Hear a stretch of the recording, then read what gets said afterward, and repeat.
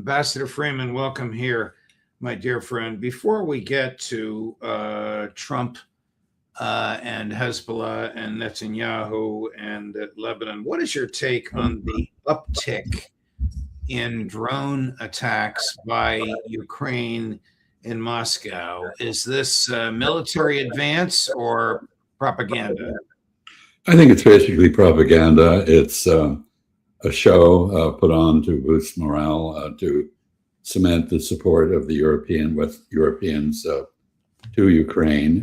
It is part of a broad effort by Ukraine, which includes a huge increase in propaganda and some false flag operations in that connection, all intended to obscure the fact that Ukraine is in retreat, not advancing. Well, and is this going to have any kind of an effect on President Putin's patience and slow orchestration of the Russian military?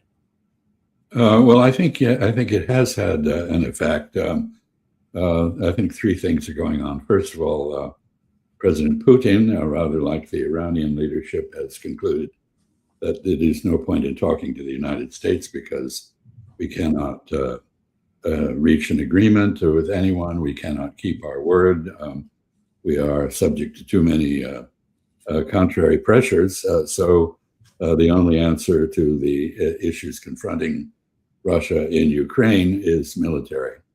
And I think that we are going to see some sort of repetition of what the Russians did in the Chechen War in Grozny. That is, they will simply obliterate the obstacles in their way with heavy bombing.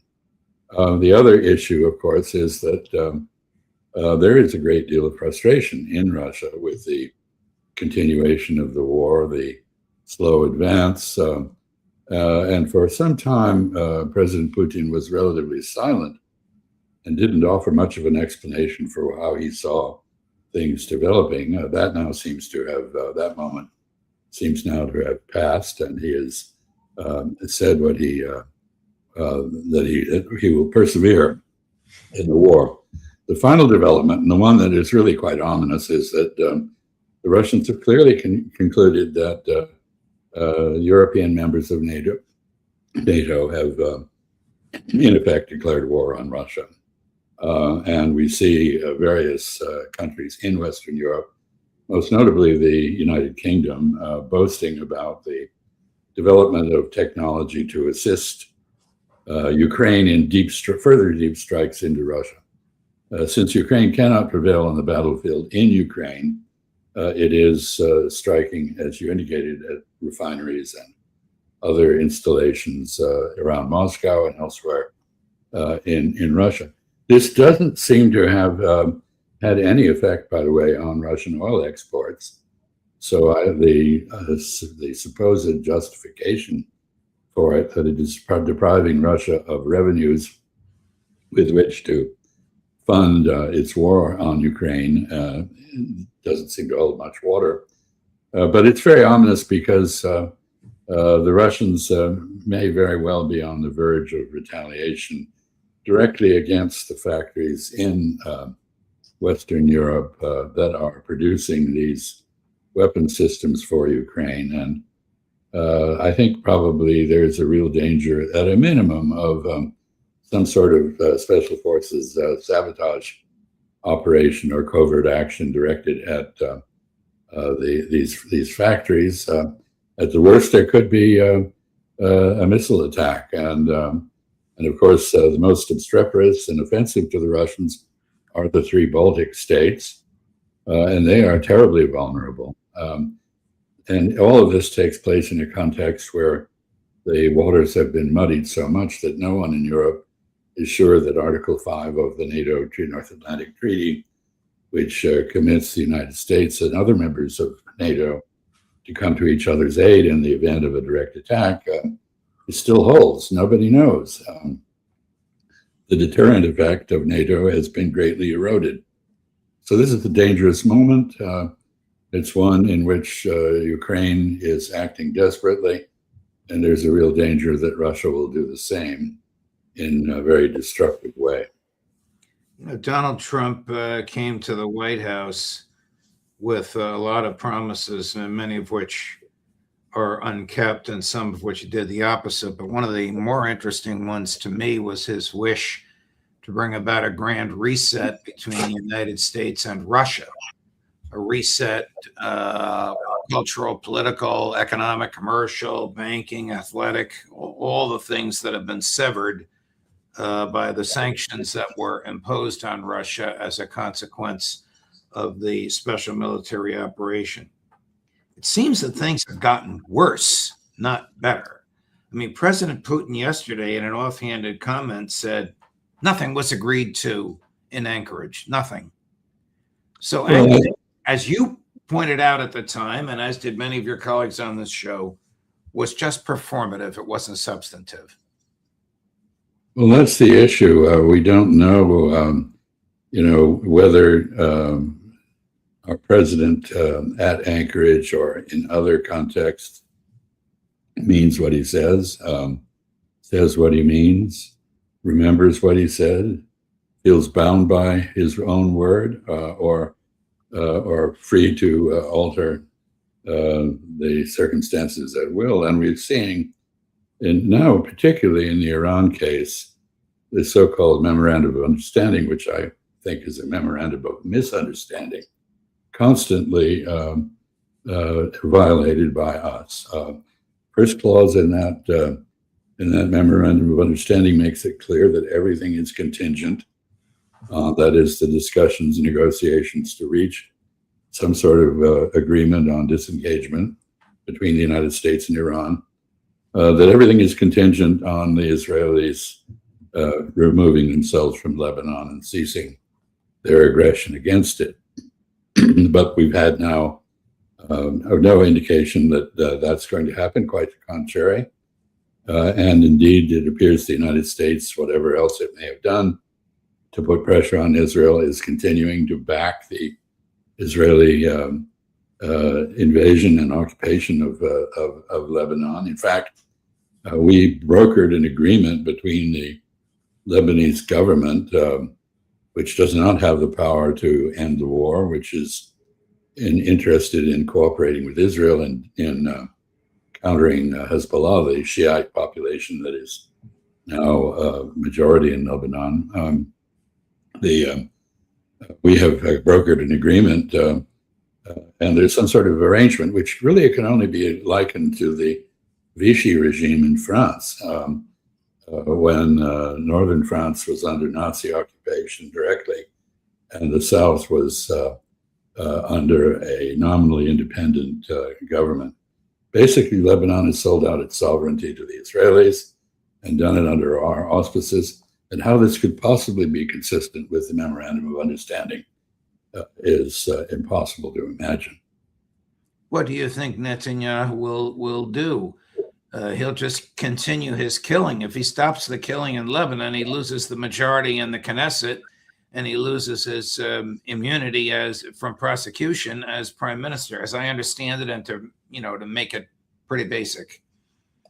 Yeah, I think he's made a bet, which looks like it is a pretty good bet, that Donald Trump will yield to the pressure from the Zionist plutocrats who have funded his political career, and will therefore not take effective action to stop Netanyahu and the Israeli defense forces, the Israeli occupation forces in Lebanon or anywhere else. I mean, they're on the offensive everywhere. They're squeezing Gaza to the last Palestinian and looking forward to removing the Palestinian population in some sort of macabre so-called voluntary departure.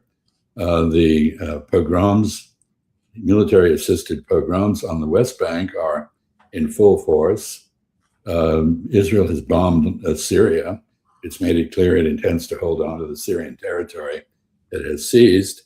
It is engaged in depopulating southern Lebanon, turning it into the equivalent of Gaza, and has made it clear that it intends to annex that area. So it is completely out of control, and there is no evidence that the United States has the will to control it. Of course, if you pose the question, can Netanyahu be brought to heel? The answer is yes, but that requires a level of courage, political courage, that we're not seeing. Here's Treasury Minister Smotrich on what they've done in Gaza and in the West Bank and what they plan on doing. Chris? Samaria is the mountain that geographically and topographically dominates all these areas. And if we are not there, God forbid, Hamas will end up taking over in a second. We saw how quickly they took over Gaza. In the end, when we establish 103 settlements and 160 farms, pave roads, plan and regulate, our goal is to bring 1 million settlers to Judea and Samaria so that there won't be pickup trucks later in Ra'anana, Kfar Saba, Petah Tikva, Tel Aviv, Be'er Sheva and Afula. And that's true? God forbid. Of course, Hamas came to power through an election, and let's remember that. And basically, if you act with sufficiently vile oppression, you get persistent resistance. This is not a solution to anything. Israel has made itself an international outlaw. It has placed the so-called Abraham Accords on life support. Its prospects are poor if it follows the advice of Mr. Smotrich. How dispirited, unhappy, unstable is Israeli society today, where a place where Netanyahu has brought it? Well, it's riven by multiple divisions. Some of these have been longstanding. For example, the division between the ultra-Orthodox and secular Israelis, symbolized by the difference between Jerusalem and Tel Aviv. But others are more acute and new. The economy is in deep distress. The reserves, Israeli armed forces, like the U.S. armed forces, are structured basically for short, victorious wars, not wars of attrition. And Israel has now managed to engineer a war of attrition against it on multiple fronts. And so the reserves are not available to conduct economic activity. The army is demoralized. Very diminishing numbers of reservists turn up for duty when they're called. Casualties in Lebanon have been significant. Hezbollah turns out to be quite good at infantry operations, which Israelis are not so good at. And the political scene is greatly divided. A lot of what's going on in Israel we don't know because of censorship and the bias of our press to always report the best about Israel. We don't know how many people have emigrated, although we know it's a large number.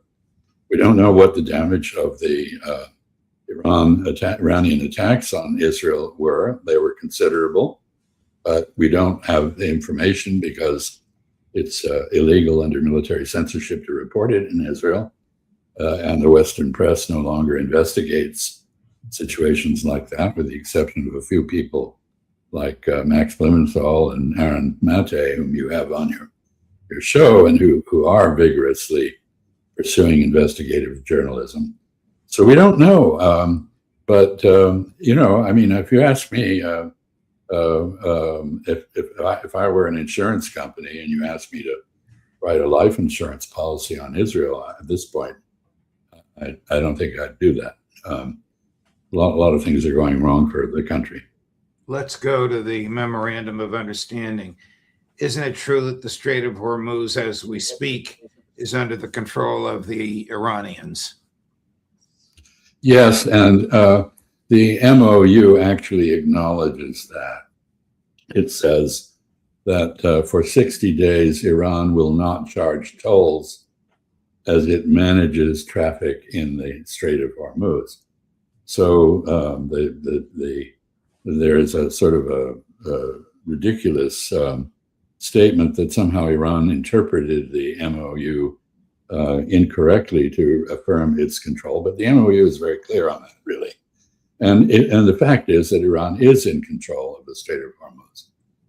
And so we've seen efforts by the United States, by the British, now most recently by the French, President Macron, in talking to the Sultan of Oman and offering the services of the French Navy to help demine the passages along the Omani coast, which are relatively shallow compared to the part of the strait that's on the Iranian side.